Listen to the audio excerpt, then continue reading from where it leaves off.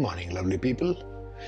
So, one of the things I want to quickly take you through the talking points for today are the topic of relationships, and I mean relationships between man and woman or partners. These days, we have all kinds of varieties of partnerships, any romantic involvement, partnerships, and what it would take to bring a higher level of evolution, growth, etc., in these kind of partnerships. I mean, what factors do we need to take into consideration? I'm always pondering on such things, and what can we bring in new that is expanded, that is meeting with the times, that is meeting with the challenge of the vibrational nature of the reality which keeps shifting all around us, the world which is constantly shifting. So this is what I wanted to share with you, 8 connection points for a loving, evolving relationship. Now I'm talking with respect to the new human being model, which you can check out on my channel. We have the 6 aspects of the being, which we call understanding, compassion, love, balance, knowledge, and beauty. Okay, we've got the 6 things at the center of that human being over there in the picture. And we have a man and a woman. So each one of these components is representative of a relationship. It can be woman, it can be man. It doesn't matter. Genders don't matter. It's the relationship that is being entered into, which we are talking about. The romantic relationship, the marriage, the sexual aspects, the intimacy aspects, the safety aspects, the long-term sustainability aspects, and so on and so forth. So I will take you quickly through the talking points, and I'll leave this to you to ponder, maybe share it, maybe discuss more on it. This is just like what came to me, what arrived in my head as to what could it be. What are the possibilities and potentials here? Okay, think of it that way. So we have the 6 compatibility points, and what could they mean in real life? Let's go through it. 8 possible connection points for a relationship dynamic. Why do I call it dynamic? Because it is always changing. A person is always changing through life. Any individual is always changing through life, right? And do you dare to investigate? This is the best part of it and the most challenging part of it as well. Because in the beginning, there is just a vibe, or there's just a chemistry, or there's just a sexual vibe, or a chemistry vibe, or I like the way he or she thinks, or I like the way he or she feels. Now you can go there, and 99% of the population will do that, but then they come across stumbling blocks or blind spots which they would have possibly ignored. Now the purpose of this one is to expose those blind spots up front. So it's like planning a GPS map of your relationship. So if you plan the course properly, you can guide your life more consciously. All of this channel is about conscious co-creation. Okay, so first level, and with respect to the new human being model over there in that picture, first is the educational level, and I'm talking about mainstream education. What have you done? A college degree, undergrad. So somebody who's a high school dropout and wants to get hitched or try and have a relationship with somebody who's a PhD in something, you might want to rethink that. Why? Because this is similar or different. You need to see that first. These are aspects to be looked at. It may be, may not be, but it's better to look at that first. Why? Because appreciation and growth potential in a development throughout life, the knowledge factor will play in there. The knowledge level of 2 individuals has got to be a little compatible. Folks, doesn't matter how brilliant a person might be, even like Steve Jobs, who was a college dropout, or Bill Gates, who was a college dropout, doesn't matter. Are they compatible in the other person's educational level? Why? Why do I say that? An educational level of mainstream shows what necessarily? It shows the level of patience with knowledge that the person has cultivated, developed, and nurtured. A PhD person or a graduate person, any graduate person, has got some level of patience with knowledge. People don't have patience with knowledge. They want everything quick, snap, I want it now and move on. That's not knowledge. Knowledge comes with patience. It takes 3 or 4 years of continuously studying even to get a basic college degree. So a college degree person has far more patience with knowledge. Patience with what? With knowledge. than the person who is a dropout, who has already shown that they have no patience with such things. Point to remember there. Second point is socio-economic background, which creates that aspect of understanding in the new human being. Socio-economic background, well, are you from the same bracket? Are you from middle class, lower middle class, upper middle class? What's your economic status? What's your social status? And why that is important? Because this builds our sense of self-esteem and who we think we are as kids, and that is goes very deep into the psychology of the mind, of what a person's self-image is, what a person's self-worth is. We speak of that in the psychological model which I spoke of in previous ones. So that's what we need to tackle there. What is your socio-economic background? What is your understanding of the world? When we say understanding, it's both obviously mind, brain, thinking, thoughts and emotions. The thoughts and emotions combined lead to what we call understanding. When you say I understand you, and you really do, when you are speaking to your friend, all it means is I understand it from here and here, both centers. That requires a compatibility or a matching. If you want to use a milder term, compatibility may be a little overused.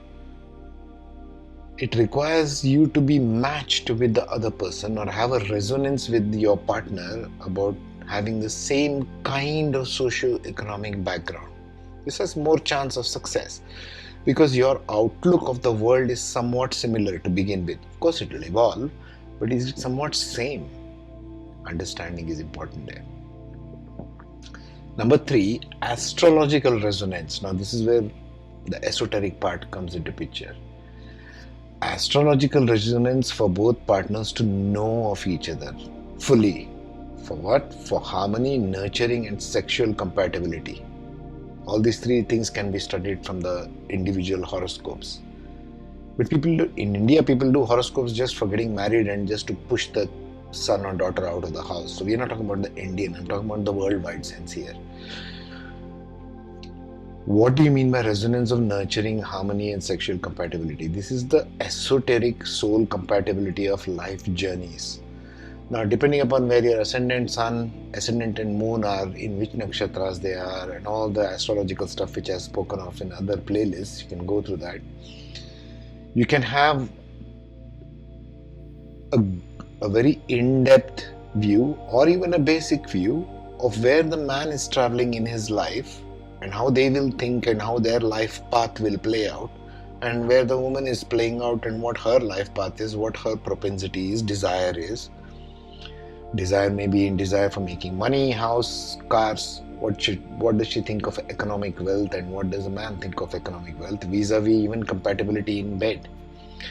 So it can be any level of compatibility. Compatibility can be of the minds, of the emotions, of the growth, number of levels, right? Here we are talking about these 3, harmony, nurturing and sexual compatibility. If a person doesn't feel nurtured, and this means more of emotion nurturing, not just feeding them good food, not old rubbish concepts like a way for a man's heart is through his stomach. No, a man is much more than a stomach. Ladies, please. So we are talking about all levels of nurturing that goes on. Harmony. Harmony means there is a dynamic, harmonical energy present in the living, in the day-to-day living aspects. That's the third part. Most people don't even dare to explore that. They, like I said, it's just dating and all the I know you, you know me, we have the same hobbies and let's get on with it. Let's jump into a marriage and jump into the bed together. That's about the extent. That's why I asked the first question over there. Do you dare to investigate before you get into one? Number 4, attitudes regarding acceptance of continuous change of personality. Even of parting, not pop parting, even of parting ways, okay, through life. And what would that mean to each? See, this is what I call compassion. And this might be a little challenging, but just follow me here. What could be compassionate to both these parties given the relationship here? We all know that each one's life changes, each one grows in their own way, and it is way too complex to sit and analyze on a piece of paper. Even if you take the psychological models, Vedic astrology models, yada yada, everything, the whole shebang put together. it is still impossible to predict what you will be feeling on a given day today. So, attitude of acceptance regarding continuous change of personality. Is the man accepting that the woman will change continuously throughout her life? It's just the way she will mature, it's just the way her chart matures. Everything else matures about her, how she adjusts to the world. So, is this relationship giving room for a person to completely change, make like a 180-degree change to what the person is now? That needs to be seen upfront. And so with the woman, also with the man. The man might completely change, his desires might change, his wishes and wants in the material world might change. He might decide to change his career, his job, the way he lives his lifestyle, or what he now desires as opposed to what he desired when you were getting into the relationship. How much of these allowance for acceptance of change to happen in life is seen and accepted by both parties involved? It's not one way. Relationship is a two-way street. That is what I call real compassion in a relationship. He or she has changed. He has changed too much since I last saw him. Or he has changed too much in the last 10, 15, 20 years. So we need to go our ways. Is that acceptable? Do these people, while entering, even see such a dynamic possible? That's maturity, folks. In my opinion, personally, that's maturity in getting into a relationship. Number 5, vulnerability. The degree and the depth of sharing. That's what I call love. Vulnerability is love. Intimacy comes from that vulnerability. Being safe enough to open yourself to the other person with all your wounds, warts, everything, the whole rest of it. We all know that this is important, but we are talking here about the degree and the depth. So it's shades of grey kind of thing. It's not black and white here. Everybody has certain vulnerability when they enter in. That's why they have entered in the first place, right? You did have some vulnerability. You did feel safe and comfortable with this other person. That's why you went in with eyes wide open. But what degree and depth can you do? This is where the psychological model which I spoke of in other videos is very, very helpful. Because you understand the person's subconscious patterns. You understand their mind, their thinking, what they like, what they don't like. It's better to explore all of these psychological aspects first, which will give you their sense of what makes them feel vulnerable. Vulnerable may not necessarily translate here to weak points. Be careful of that. Vulnerability is just showing your tenderness in a particular aspect of life. What is it that you really enjoy? And the other person is not necessarily into the same dynamic or same extent as you are with respect to that. Let's say art, as an example. This man enjoys a lot of art, and the woman says, I enjoy art, but not quite to that extent. What is that resonance factor? How do you get something, not like a graph necessarily, but how do you get a map of it, is where the psychological model comes into picture. So that can be explored. That is love, where you can feel. Common ground in all of this will amplify that love. You need an amplification of the original seed. When anyone starts, when any two people start a relationship, it's just a seed. The potential for growth is what we are exploring here with these things. Number 6, hobbies and interests is what I have termed here as the beauty part of the new human being. Hobbies and interests, let it be in anything, art, music, dance, drama, or any of this creative stuff, the creativity part, is essentially the beauty part, the part of us as human beings, as vibrational, spiritual creatures innately, where we are free to explore any form of expression. These are all forms of expression, obviously. These are all different forms of expression, what we call art, creativity. It may be even in cooking, it may be even in fishing, it may be even in not just dance, drama, mainstream, what we consider art. Entire life, human life is artful. Even this room that you see before me is created by some artists. Even a mason who puts bricks together is making an artwork. Everything is an artwork. So how much of that overlap and appreciation is there? Even this you can figure out to a degree with the psychological model, by the way. Number 7, individuality. Acknowledged, appreciated, nurtured. That's the balance part. Individuality is these two people in a relationship, and this is just diverting here to the astrological part. That's why I never do the composite chart principle in astrology. You can't combine two charts and make it a composite. The two individuals will always remain individuals throughout their life. You cannot combine it and telling now where's the relationship going. Personally, I do not believe in that. That does not work that way. Each one will remain individual throughout their lives, and that's the way it's designed to be. Each one is designed to be themselves. So is that individuality of each by each party acknowledged? First, do they even think they are individuals? Or you should be doing things for me and I should be doing such and such a thing for you. That becomes a contract. That doesn't become individual. Is it appreciated? What do I mean by that? Differences are appreciated. Each one will be different. How good is this relationship in appreciating the difference, accepting it for what it is, not trying to make something? The worst thing we all know that every partner does is one is trying to change the other to something else. This never works and will never work at all, ever. Doesn't matter which model you choose. And is it nurtured? Is the individuality nurtured? Means, does this person know the other person's individuality? The man knows the woman's individuality?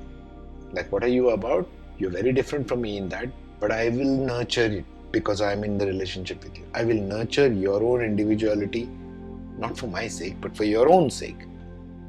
And vice versa. Even the woman encourages the man, you are individual in this, which is very different to me, but hey, I will encourage it. That gives the relationship the balance that is needed. Balance is acknowledging the two, even though they have come together, do not become one. They still remain as two, continue to remain as two till their death. The two become one thing is a very, you are leading down a very romantic, idealistic path, which is not realistic. This is a very realistic way of looking at things than saying two become one.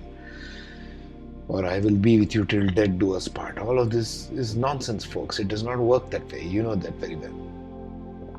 Number 8, the last one, the innate sense of being safe with the other, which I put there as safe. Astrology we already covered. I put that bubble as safe, right? What is safety?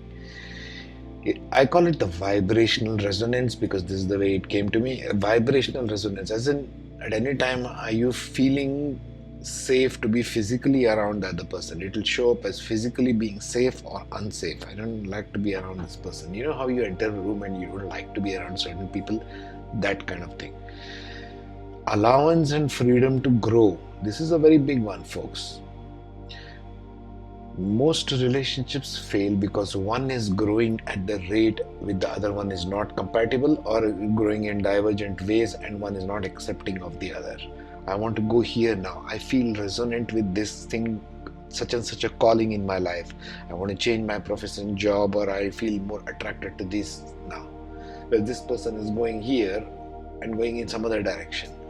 This is how things change over a period of time. And we are talking about nurturing and sustaining all this, or all these 8 points. What are we looking at? We are looking at the way it can be possibly more sustainable. Again, we cannot take 100% check. This is not an ideal model. This is a very realistic model because it considers the new human being, because it considers psychology, because it considers astrology. Okay, so I wanted to have a look at this, ponder this, and hopefully it will make some little bit more sense, and you can use it in whichever way in your life, in your coaching, in your mentoring, if you're a relationship coach, etc., etc. Take care, be safe, be awesome.